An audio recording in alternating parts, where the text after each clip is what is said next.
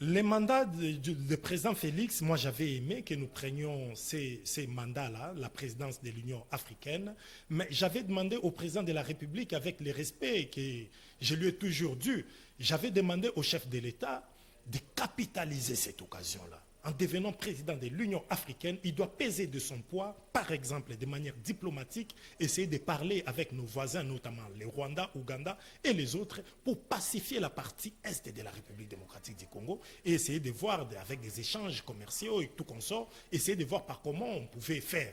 Mais malheureusement, président Félix, sur le plan diplomatique, il a trop voyagé, il a été par-ci par-là, mais il n'a pas capitalisé sa posture étant le président de l'Union africaine. Et durant les mandats du président Félix, dans l'Union africaine, on a eu 4 coups d'État. À compter aussi les décès de l'autre président là-bas qui a été remplacé, du Mali, qui a été remplacé par son enfant. C'est presque 5 coups d'État pendant les mandats de Félix Tshisekedi au sommet de l'Union africaine.